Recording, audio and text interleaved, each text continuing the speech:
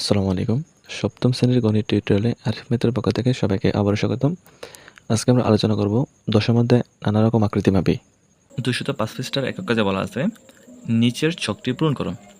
এখানে কিছু গণবস্তু দেওয়া আছে যেখানে একটাকে 1 ইউনিট করে ধরা হয়েছে।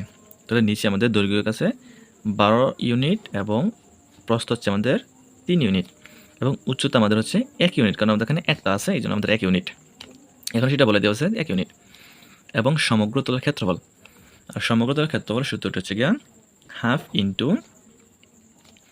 দৈর্ঘ্য গুণ প্রস্থ, দৈর্ঘ্য গুণ প্রস্থ যোগ প্রস্থ গুণ উচ্চতা।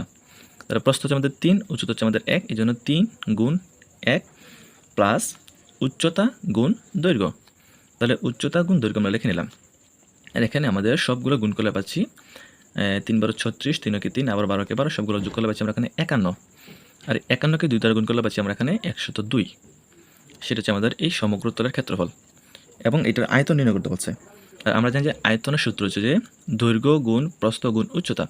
তাহলে দৈর্ঘ্য হচ্ছে আমাদের 12 ইউনিট, প্রস্থ হচ্ছে 3 ইউনিট এবং উচ্চতা হচ্ছে আমাদের 1 ইউনিট। তাই 12 গুণ 3 গুণ 1, তাহলে 3 × 36, 36 × 36 ঘন একক হচ্ছে আমাদের সেটার আয়তন।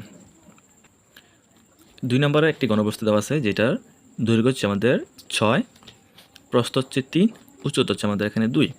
আর সমগ্র তলের ক্ষেত্রফল হচ্ছে গিয়া 2 গুণ ব্র্যাকেট দিয়ে দৈর্ঘ্য গুণ প্রস্থ, দৈর্ঘ্য গুণ প্রস্থ হচ্ছে আমাদের 6, 3, তাহলে 6 গুণ 3 যোগ দিয়ে প্রস্থ গুণ উচ্চতা, তাহলে 2 এবং 3, 3 গুণ 2 হচ্ছে প্রস্থ, এটা হচ্ছে আমাদের উচ্চতা, তারপরে যোগ দিয়ে উচ্চতা গুণ দৈর্ঘ্য, তাহলে উচ্চতা গুণ দৈর্ঘ্য। আর সবগুলো আমরা গুণ করে যোগ করলে পাচ্ছি 36, আর 36কে 2 দ্বারা গুণ করে পাচ্ছি আমরা এখানে 72।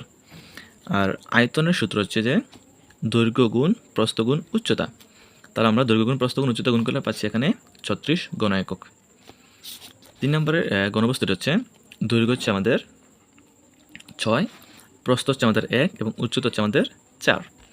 আর সেটার ঘনবস্তুর সূত্র হচ্ছে 2 গুণ দৈর্ঘ্য গুণ প্রস্থ, তাহলে দৈর্ঘ্য 6, প্রস্থ হচ্ছে আমাদের 1 যোগ প্রস্থ গুণ উচ্চতা, তাহলে প্রস্থ হচ্ছে আমাদের 1, উচ্চতা হচ্ছে আমাদের 4। যোগ চিহ্ন দিয়ে আবার উচ্চতার সাথে আমরা দৈর্ঘ্য যোগ গুণ করব। তাহলে আমরা উচ্চতার সাথে দৈর্ঘ্য গুণ করলাম 4 গুণ 6, 4 6 24, 4 1 4, আবার 6 1 6, তাহলে গুণ করলে পাচ্ছি আমরা সবগুলো যোগ করলে 34, আর 34কে 2 দ্বারা গুণ করলে পাচ্ছি আমরা এখানে 68। আর আয়তনের সূত্র হচ্ছে দৈর্ঘ্য গুণ প্রস্থ গুণ উচ্চতা। তাহলে দৈর্ঘ্য হচ্ছে আমাদের 6, প্রস্থ হচ্ছে 1, উচ্চতা হচ্ছে 4, সবগুলো গুণ করলে পাচ্ছি আমরা এখানে 24 ঘন একক।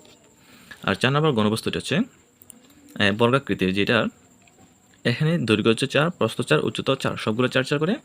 আর সেটা সমগ্র তলের ক্ষেত্রফল হবে 2 গুণ ব্র্যাকেটের মধ্যে দৈর্ঘ্য গুণ প্রস্থ যোগ প্রস্থ গুণ দৈর্ঘ্য উচ্চতা, প্রস্থ গুণ উচ্চতা, তারপর যোগ হবে উচ্চতা গুণ দৈর্ঘ্য। যেহেতু সবগুলো 4, সেখানে আমরা সবগুলো 4 লিখে নিলাম। আর সবগুলো গুণ করলে পাচ্ছি আমরা এখানে 4 4 16, 4 4 16, 4 4 16, 48। আর 48কে যদি আমরা 2 দ্বারা গুণ করি তাহলে পাচ্ছি আমরা এখানে 96। আর আয়তনের সূত্র হচ্ছে দৈর্ঘ্য গুণ প্রস্থ গুণ উচ্চতা, আর সবগুলো গুণ করলে পাচ্ছি আমরা এখানে 64 ঘন একক। এটা হচ্ছে আমাদের 4 নম্বর ঘনবস্তুটির আয়তন। এখন 2 নম্বরে বলা আছে গণিত বইয়ের দৈর্ঘ্য প্রস্থ ও উচ্চতা মেপে এর সমগ্র তলের ক্ষেত্রফল এবং আয়তন নির্ণয় করো। একটা গণিত বই, আমাদের যে গণিত বইটা আছে, গণিত বইটার সমগ্র তলের ক্ষেত্রফল এবং আয়তন নির্ণয় করতে হবে। তো এখানে আমরা কাল্পনিকভাবে একটা গণিত বই এখানে এঁকে নিলাম। যে গণিত বইয়ের দৈর্ঘ্য হচ্ছে আমাদের 24 সেন্টিমিটার, প্রস্থ হচ্ছে আমাদের 18 সেন্টিমিটার, এবং যেটার উচ্চতা, যে এটা হচ্ছে আমাদের উচ্চতা 1.5 সেন্টিমিটার, সেটা আমরা যে কোনো মান ধরে নিতে পারি। এটার জন্য কোনো সমস্যা নেই, যেহেতু নির্দিষ্ট করে কোনো মাপ আমাদের বইয়ে দেওয়া নেই, সে কারণে আমরা এখান থেকে, যেহেতু মাপ দেওয়া নেই, সেখানে আমরা যে কোনো মান ধরে নিতে পারি। তো এখানে আমরা দৈর্ঘ্য প্রস্থ উচ্চতা লিখে নিলাম এবং সমগ্র তলের ক্ষেত্রফল নির্ণয় করতে বলছে। আর আমরা জানি যে সমগ্র তলের ক্ষেত্রফল সমান সমান 2 গুণ এল বি যোগ বি এইচ যোগ এইচ এল বর্গ সেন্টিমিটার। এই সূত্রটা মূলত হচ্ছে গিয়া, প্রথমে আমরা দৈর্ঘ্যের সাথে প্রস্থ গুণ করব, তারপরে প্রস্থের সাথে উচ্চতা গুণ করব, তারপরে উচ্চতার সাথে আবার দৈর্ঘ্য গুণ করব। দেখেন 2 2 লিখে নিলাম। এল হচ্ছে আমাদের দৈর্ঘ্য আর বি হচ্ছে আমাদের প্রস্থ, তো দৈর্ঘ্য হচ্ছে আমাদের 24, প্রস্থ হচ্ছে আমাদের এখানে 18, গুণ করে নিলাম, যোগের যোগ দিলাম। বি হচ্ছে আমাদের প্রস্থ 18, আর এস হচ্ছে আমাদের উচ্চতা 1.5 লিখে নিলাম, যোগ দিলাম। তারপর হচ্ছে যে এইচ হচ্ছে আমাদের উচ্চতা, এল হচ্ছে আমাদের দৈর্ঘ্য, তাহলে উচ্চতা গুণ দৈর্ঘ্য আমরা এখানে লিখে নিলাম। আর এখানে আমরা গুণ করলে 24 সাথে 18 গুণ করলে পাচ্ছি 432, আর 18 সাথে 1.5 গুণ করলে পাচ্ছি আমরা 27, আর 1.5 সাথে আমরা 24 গুণ করলে পাচ্ছি 36। আর এই সবগুলো যোগ করলে পাচ্ছি আমরা এখানে 495। আর এই 495কে আমরা 2 দ্বারা গুণ করলে পাচ্ছি 990 বর্গ সেন্টিমিটার। এই 990 বর্গ সেন্টিমিটার হচ্ছে আমাদের এই গণিত বইটির সমগ্র তলের ক্ষেত্রফল। এবং সাথে আমাকে এটার আয়তন নির্ণয় করতে বলছে। আর আয়তন নির্ণয় করার সূত্র আমরা জানি যে দৈর্ঘ্য গুণ প্রস্থ গুণ উচ্চতা। তাহলে আমাদের এই বইটির দৈর্ঘ্য হচ্ছে যে 24, প্রস্থ হচ্ছে 18 এবং উচ্চতা হচ্ছে 1.5। তো এই সবগুলো গুণ করে আমরা এখানে পাচ্ছি 648 ঘন সেন্টিমিটার। তাহলে আমাদের যে গণিত বইটি আছে এই গণিত বইটির আয়তন হচ্ছে 648 ঘন সেন্টিমিটার। 3 নম্বরে বলা আছে 3টি দাতব ঘনকের ধার যথাক্রমে 3 সেন্টিমিটার, 4 সেন্টিমিটার এবং 5 সেন্টিমিটার। ঘনক 3টিকে গলিয়ে একটি নতুন ঘনক বানানো হলো। নতুন ঘনকের সমগ্র তলের ক্ষেত্রফল এবং আয়তন নির্ণয় করো। তো এখানে আমাদের ঘনক আকৃতির 3টি দাতব দেওয়া আছে। এই 3টি দাতব যদি আমরা গলি একত্র করি, তাহলে একত্র করার পর নতুন একটা আমরা ঘনক বানাবো।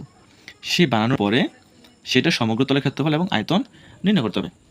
তো এখানে আমি কাল্পনিকভাবে 3টা ঘনক আকৃতির দাতব এঁকে নিলাম। তো একটা হচ্ছে আমাদের 3 সেন্টিমিটারের, একটা 4 সেন্টিমিটার, একটা হচ্ছে 5 সেন্টিমিটারের। তো এখানে আমি হাতে আঁকছি, তো একটু বাঁকা হতে পারে। তো জাস্ট এখানে বোঝানোর জন্য আমি আঁকলাম আর কি, যে দেয়া আছে 3টি ঘনকের দাঁড় 3 সেন্টিমিটার, 4 সেন্টিমিটার এবং 5 সেন্টিমিটার। তো এখানে ঘনক আকৃতি বলতে আমরা বুঝে নেব যে এটার দৈর্ঘ্য, প্রস্থ এবং উচ্চতা তিনটাই সমান হবে। আমি আবার বলে নিচ্ছি, ঘনক কথাটা যদি আমাদের উল্লেখ থাকে সেক্ষেত্রে আমরা বুঝে নেব যে দৈর্ঘ্য, প্রস্থ এবং উচ্চতা তিনটাই সমান হবে। তো আমাদের দৈর্ঘ্য তো 3 সেন্টিমিটার, প্রস্থ 3 সেন্টিমিটার এবং উচ্চতা আমাদের 3 সেন্টিমিটার। আর এখানে দাঁড় বলতে বোঝানো হয়েছে যে এক একটা বাহুর জন্য এখানে একটা দাঁড়। আর আমরা জানি যে ঘনবস্তুর আয়তনের সূত্র হচ্ছে যে দৈর্ঘ্য গুণ প্রস্থ গুণ উচ্চতা।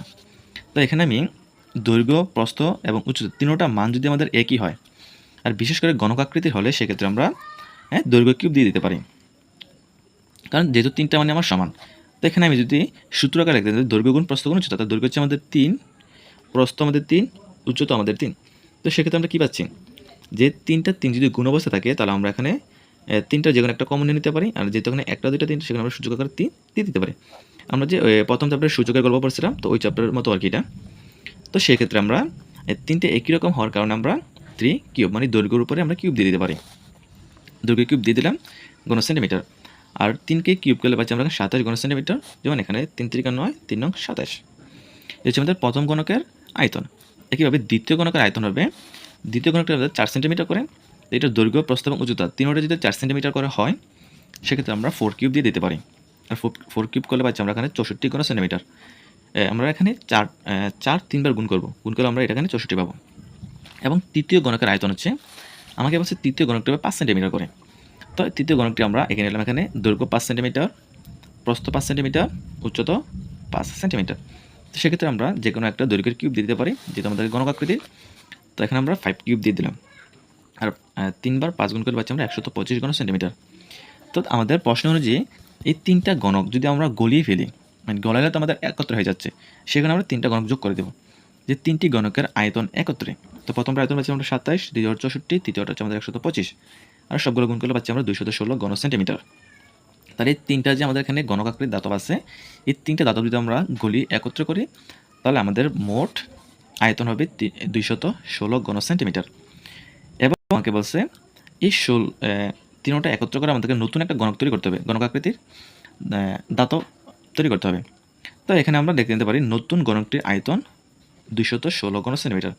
কারণ হচ্ছে গিয়া আমাদের 3টা মিলিয়ে আমরা একটা করব, সে কারণে আমরা এখানে ডাইরেক্ট লিখে নিয়েছি যে নতুন ঘনকটির আয়তন হচ্ছে 216 ঘন সেন্টিমিটার। এটা একটা বাহুর মান আমাদেরকে বের করতে হবে। তো একটা বাহুর বের করলে আমরা পাচ্ছি এখানে a কিউব ইকুয়াল টু 216 ঘন সেন্টিমিটার। তো এখানে হচ্ছে কি আমাদের একটা বাহুর মান আগে বের করে নিতে হবে। তো সূত্র হচ্ছে যেহেতু ঘনক আকৃতি, আমি আগে বলছিলাম এখন আবার বলে নিচ্ছি, যে ঘনক আকৃতির বলে আমরা বুঝে নেব যেটার 3টা বাহু মানে দৈর্ঘ্য, প্রস্থ এবং উচ্চতা তিনটাই সমান হবে। তো এই কারণে আমরা যেহেতু জানি না যে আমাদের দৈর্ঘ্য কত, সেই কারণে আমরা দৈর্ঘ্যকে এই ধরে নিলাম a কিউব সমান সমান 216 ঘন সেন্টিমিটার। তো এই পাশে আমরা যে কিউবটা আছে, এই কিউব যদি আমরা আরেক পাশে নিই তো সেটা ঘন কিউব হয়ে যাবে, কিউব রুট হয়ে যাবে। আর কিউব রুট করলে আমরা এখানে 6 সেন্টিমিটার পাবো। তাহলে আমরা এই পাচ্ছি এখানে 6 সেন্টিমিটার। কিউব রুটটা আমরা কীভাবে পাচ্ছি সেটা ভাঙিয়ে আমি দেখিয়ে দিচ্ছি। তো কিউব রুট 116কে যদি আমরা ভাঙাই, তো আমরা আগে 116কে ভাঙে নিই, 2 দ্বারা যদি আমরা ভাগ করি তাহলে পাচ্ছি 108, আর 108কে 2 দ্বারা ভাগ করলে পাচ্ছি 54, 54কে 2 দ্বারা ভাগ করলে পাচ্ছি 27, 27কে 3 দ্বারা ভাগ করলে পাচ্ছি 9, আর 9কে 3 দ্বারা ভাগ করলে পাচ্ছি 3। তাহলে আমাদের এখানে উৎপাদকগুলো হচ্ছে 2 2 2 3 3 3। এখানে আমরা 2 পাইছি 3টা, 3 পাইছি 3টা। তো এই ক্ষেত্রে আমরা এখানে লিখে নিলাম যে 3টা 3 এবং 3টা 2 গুণ অবস্থা লিখলাম, আর সবগুলো গুণ করলে আমরা 216 পাবো। যেহেতু এটা কিউব রুটের অঙ্ক, সেই কিউব রুটের ক্ষেত্রে আমরা 3টা করে আলাদা করে ফেলবো, মানে একই রকম সংখ্যা আমরা 3টা করে আলাদা করবো। যখন 3টা করে আছে সেখানে আমাদের সহজ হয়ে গেছে। এই কিউব রুটটা এই প্রত্যেকটার উপরে আলাদা আলাদাভাবে আছে, তা আমরা আলাদাভাবে বর্ণনা করে একত্রে 3টা করে ফেললাম। 3টা করে ফেললে এখানে রুট কিউব 3 হচ্ছে আমাদের 3টা, কারণ এখানে রুট কিউবটা কিন্তু এটা প্রত্যেকটার উপরে আলাদাভাবে আছে, সেখানে আমরা এখানে কিউব দিয়ে দিচ্ছি, যেহেতু ওখানে 3টা আছে সে কারণে কিউব। এখানেও আমাদের 2 3টা থাকার কারণে উপরে আমরা কিউব দিয়ে দিচ্ছি। এই কিউবে কিউব রুট কাটা, কিউব রুট কাটা, সেখানে আমরা থাকছে এখানে 2, সরি এখানে 3 থাকছে, এখানে 2 থাকছে, তার 3 ওখানে 6। তো আমরা এইভাবে এখানে 6 পাইছি। তাহলে আমাদের নতুন যে গণক আকৃতির দাতবটা আমরা তৈরি করব, সেটার দৈর্ঘ্য, প্রস্থ এবং উচ্চতা 6 সেন্টিমিটার হবে। আর এখানে আমি কাল্পনিকভাবে এঁকে নিলাম যে তিনোটা মিলিয়ে আমরা এই গণকটা পাচ্ছি। তো এই গণকটা বলে আমরা, তো এখন আমরা এই সমগ্র তলের ক্ষেত্রফল নির্ণয় করব। যে নতুন গণকটির সমগ্র তলের ক্ষেত্রফল 2 গুণ আমরা যে সূত্রটা ব্যবহার করি সেটা হচ্ছে দৈর্ঘ্য গুণ প্রস্থ, তারপর প্রস্থ গুণ উচ্চতা যোগ দিয়ে উচ্চতা গুণ দৈর্ঘ্য। আর এখানে 636 36 36 এগুলো যোগ করে পাচ্ছি আমরা এখানে 108, আর এই 108কে 2 দ্বারা গুণ করে পাচ্ছি আমরা 216 বর্গ সেন্টিমিটার। তাহলে আমরা এখানে উত্তরটা পাচ্ছি নতুন গণকটির ক্ষেত্রফল, মানে সমগ্র তলের ক্ষেত্রফল পাচ্ছি আমরা 216 বর্গ সেন্টিমিটার, এবং যার আয়তনও 216 ঘন সেন্টিমিটার। এখানে একটি বেলন দেওয়া আছে। এখানে বলছে যে পাশের হাতওয়ালা উপকরণটির নাম বেলন, এটার নাম হচ্ছে একটা বেলন, এবং নিচের বৃত্তাকৃতির বস্তুটির নাম হচ্ছে রুটি বানানোর পিঁড়ি। এটা হচ্ছে বেলন, এবং এই যে একটা গোলাকার আমাদের আছে সেটার নাম হচ্ছে একটা পিঁড়ি। এখন তোমাকে একটি কাজ করতে হবে। রুটি বানানোর জন্য তোমার বাসায় যে পিঁড়িটি আছে তার ব্যাসার্ধ, ব্যাস, পরিধি ও উপরের তলের ক্ষেত্রফল বের করতে হবে। তোমার জন্য তৈরি করা মানে কমপক্ষে 3টি রুটির ক্ষেত্রফল নির্ণয় করো। এবার রুটি ও পিঁড়ির মধ্যকার ক্ষেত্রফল সম্পর্কে মতামত নিচের ছকে লিখে ছকটি পূরণ করো। এখানে বলছে যে তোমাদের বাসায় যে পিঁড়িটি আছে বেলনের সাথে, সেটার ব্যাসার্ধ নির্ণয় করতে হবে, ব্যাস নির্ণয় করতে হবে এবং পরিধি নির্ণয় করতে হবে, সাথে তলের ক্ষেত্রফল নির্ণয় করতে হবে। তো এখানে আমরা পিঁড়ির ক্ষেত্রফল ব্যাসার্ধ ধরে নিলাম 6 ইঞ্চি। তাহলে আমরা জানি যে ব্যাসার্ধ যত হবে, ব্যাস হবে ব্যাসার্ধের দ্বিগুণ। তাহলে 6 দুগুণে 12 পাচ্ছি আমরা ব্যাস, আর পরিধি পাচ্ছি আমরা এখানে আমরা পরিধি পাচ্ছি, আর পরিধি নির্ণয় সূত্র হচ্ছে যে 2 পাই আর। তাহলে 2 হচ্ছে আমাদের এখানে ক্যালকুলেটর মানটা বের করেছি, 2 ইন্টু পাই হবে, পাইয়ের মান হচ্ছে আমাদের 3.1415 গুণ হবে আমাদের আর বলতে বুঝি আমরা ব্যাসার্ধকে, সেখানে আমরা এখানে আর হচ্ছে আমাদের ব্যাসার্ধ 6 ইঞ্চি, তাহলে আমরা 6 এখানে গুণ করে দেবো। তাহলে গুণ করলে পাচ্ছি আমরা এখানে 37.698, এই জন্য আমরা এখানে 37.68 ইঞ্চি লিখে নিলাম।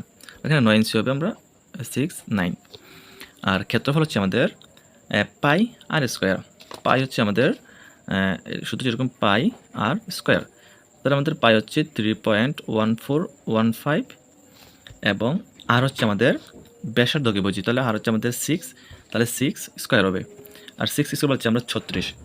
তাহলে আমরা পাচ্ছি এখানে 3.1415 গুণ, যেহেতু আর স্কোয়ার বলতে বুঝি আমরা এখানে 6 ব্যাসার্ধ স্কোয়ার, তাহলে ব্যাসার্ধ 6 স্কোয়ার বলে হচ্ছে আমরা 36, তাহলে আমরা এখানে 36, তাহলে পাচ্ছি আমরা এখানে 113.094। তো এখানে আমরা লিখে নিতে পারি যে ব্যাসার্ধ ক্ষেত্রফল 113.009 হবে, এখানে 09 আমরা এখানে লিখে নিলাম। এখানে দ্বিতীয় কীভাবে 2 নম্বরে বলছে রুটি 1, তাহলে আমরা রুটিটার ব্যাসার্ধ ধরে নিলাম আমরা 5 ইঞ্চি, আর ব্যাস হচ্ছে গিয়ে ব্যাসার্ধের 2 গুণ, এই জন্য আমাদের ব্যাস হচ্ছে 10 ইঞ্চি, পরিধি হচ্ছে আমাদের 2 পাই আর, এই সূত্রের মাধ্যমে আমরা পাইছি যে 31.4, এবং ক্ষেত্রফল হচ্ছে যে পাই আর স্কোয়ার। তাহলে পাইয়ের মান আমরা বসিয়ে আর স্কোয়ার হচ্ছে 5 স্কোয়ার, মানটা করলে পাচ্ছি আমরা 78.5 বর্গ ইঞ্চি।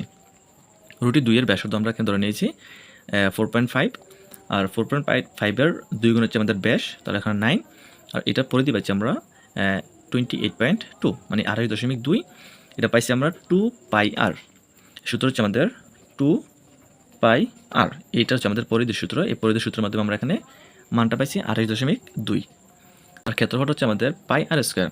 তাহলে পাই মান বসে আমরা আরকে বর্গ করে দেবো, করার পর সবটা গুণ করে দেবো। তাহলে আমাদের আর হচ্ছে এখানে ব্যাসার্ধ, আর সেখানে আমরা পাচ্ছি 63.6 বর্গ ইঞ্চি। একইভাবে আমরা 3 নাম্বার, 4 নাম্বার, 5 নাম্বার রুটির মানটা একইভাবে বার করে নিয়েছি। তোমরা চাইলে এখানে ভিন্ন ভিন্ন মান বসে করতে পারো। একটা জিনিস সবসময় খেয়াল রাখবা, আমাদের পিড়িটা যতটুকু হবে রুটিটা অবশ্যই তার থেকে ছোট হবে কিংবা সমান, তার বড় তো কখনোই না। একটা পিড়ি যতটুকু হবে তার থেকে তো বড় কখনোই আমরা একটা রুটি তৈরি করতে পারি না।